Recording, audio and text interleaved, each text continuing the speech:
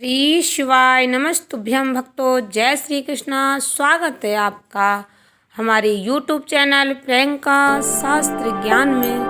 भगवान भोलेनाथ की कृपा हम सब पर सदैव बनी रहे। भक्तों, आज के वीडियो में आप सुनेंगे मार्गशीर्ष माह के कृष्ण पक्ष की गणाधिपति संकष्टी चतुर्थी का व्रत किस दिन रखा जाएगा, पूजा का शुभ मुहूर्त, पूजा विधि, चंद्रोदय का समय क्या रहेगा, गणाधिप संकष्टी चतुर्थी के दिन कौन सी व्रत कथा श्रवण करें।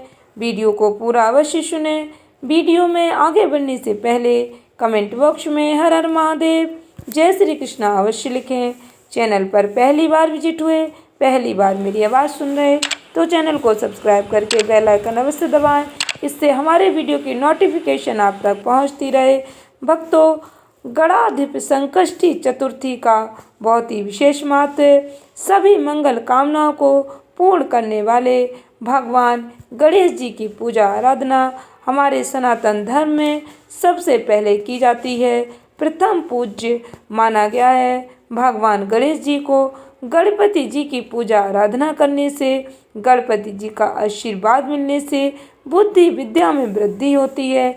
इस वर्ष भक्तों, मार्गशीर्ष माह के गणाधिप संकष्टी चतुर्थी का शुभ मुहूर्त क्या रहेगा, ध्यान से सुने भक्तों।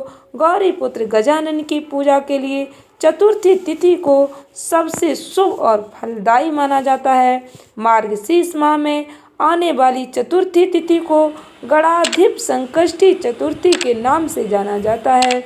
इस दिन व्रत करने से, गणेश भगवान जी की पूजा आराधना करने से जीवन की सभी परेशानियों से छुटकारा मिलता है।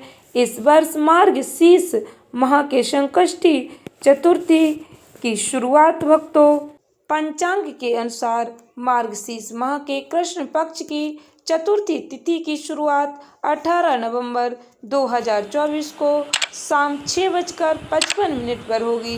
इसका समापन भक्तों 19 नवंबर 2024 को शाम 5:28 पर होगा। भक्तों, गणपति जी की पूजा करने के साथ साथ इस व्रत में चंद्रमा को अर्घ देकर ही व्रत का पारण किया जाता है। गणपति जी की पूजा का शुभ मुहूर्त सुबह 9:26 से सुबह 10:46 तक, शाम 5:26 से 7:06 तक रहेगा। गणाधिप संकष्टी चतुर्थी का भक्तों चंद्रोदय का समय 7:34 पर होगा। संकष्टी चतुर्थी की रात्रि में भक्तों चंद्रमा की पूजा करने का विधान है। इसके बिना व्रत पूर्ण नहीं माना जाता है। व्रती चंद्रमा को अर्घ देने के बाद ही व्रत का पारण करते हैं, तभी व्रत पूर्ण माना जाता है। भक्तों, यह व्रत 18 नवंबर 2024 के दिन ही रखा जाएगा, क्योंकि 19 नवंबर को चतुर्थी तिथि का समापन शाम 5:28 पर हो जाएगा। भक्तों, भगवान गणेश जी की पूजा आराधना भक्ति भाव से करने से भगवान की कृपा भक्तों को अवश्य प्राप्त होती है। प्रत्येक संकष्टी चतुर्थी का अपना अलग नाम होता है, अलग कथा श्रवण की जाती है। ऐसी मान्यता है, भगवान गणेश जी की उपासना करने से जीवन की सभी समस्याएं, संकट दूर होते हैं। इस दिन जो व्यक्ति सच्चे मन से व्रत रखते हैं, भगवान गणेश जी की कथा श्रवण करते हैं, उनकी सभी मनोकामनाएं पूर्ण होती हैं, उनके जीवन के सभी कष्ट मिट जाते हैं।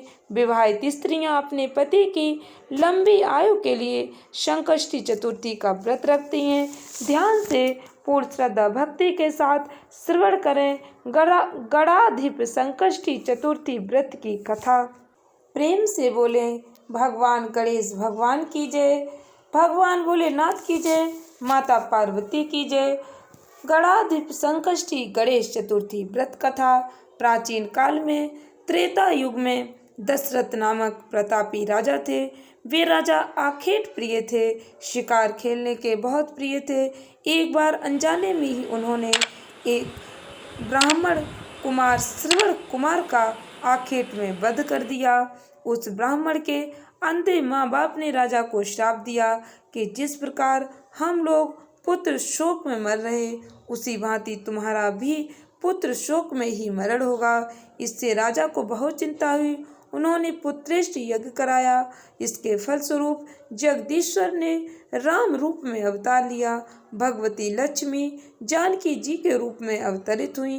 पिता की आज्ञा पाकर भगवान राम सीता लक्ष्मण सहित वन को गए, जहां उन्होंने खर दूषण आदि अनेक राक्षस राक्षसियों का वध किया। इससे क्रोधित होकर रावण ने सीता जी का अपहरण कर लिया। सीता जी की खोज में भगवान राम ने पंचवटी का त्याग कर दिया और ऋष्यमुख पर्वत पर पहुंचकर सुग्रीव के साथ मैत्री की। तत्पश्चात सीता जी की खोज में हनुमान जी आदि बानर तत्पर हुए। ढूंढते ढूंढते बानरों ने गिद्धराज संपाति को देखा। इन बानरों को देखकर संपाति ने पूछा कि कौन हो, इस वन में कैसे आए हो, तुम्हें किसने भेजा, यहाँ पर तुम्हारा आना किस प्रकार हुआ है। संपाति की बात सुनकर बानरों ने उत्तर दिया कि भगवान श्री हरि विष्णु जी के अवतार दशरथ नंदन राम जी सीता और लक्ष्मण जी के साथ दंडक वन में आए हैं। वहाँ पर उनकी पत्नी सीता जी का अपहरण कर लिया गया है। हे मित्र, इस बात को हम लोग नहीं जानते कि इस समय सीता माँ कहाँ है।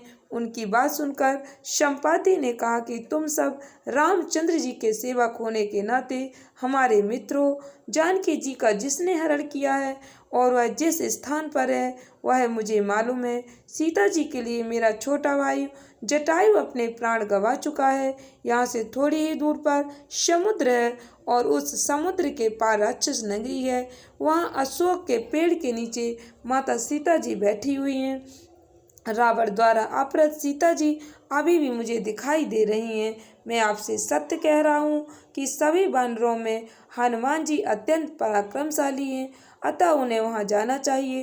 केवल हनुमान जी ही अपने पराक्रम से समुद्र लांघ सकते हैं, अन्य कोई भी इस कार्य में समर्थ नहीं है। संपाति की बात सुनकर हनुमान जी ने पूछा कि हे संपाति, इस विशाल समुद्र को मैं किस प्रकार पार कर सकता हूँ। जब हमारे सब बानर उस पार जाने में असमर्थ हैं, तो मैं ही अकेला कैसे पार जा सकता हूँ। हनुमान जी की बात सुनकर संपाति ने उत्तर दिया कि हे मित्र, आप संकट नाशक गणेश चतुर्थी का व्रत कीजिए। उस व्रत के प्रभाव से आप समुद्र को क्षण भर में पार कर लेंगे। संपाति के आदेश से संकट चतुर्थी के उत्तम व्रत को हनुमान जी ने किया। हे देवी, इसके प्रभाव से हनुमान जी क्षण भर में समुद्र लांघ गए। इस लोक में इसके समान सुखदायक कोई दूसरा व्रत नहीं है। अतः मार्गशीर्ष कृष्ण चतुर्थी के दिन यह व्रत करने से सभी संकट दूर होते हैं, शत्रुओं पर विजय प्राप्त होती है। आशा करती हूँ वीडियो अच्छी लगी होगी, उपयोगी लगी हो, तो इस ज्ञानवर्धक वीडियो को अधिक से अधिक भक्तों को शेयर अवश्य करें, जिससे उन्हें गणाधिक संकष्टी चतुर्थी व्रत का महत्व पता चल सके। धन्यवाद भक्तों। श्री शिवाय नमस्तुभ्यं।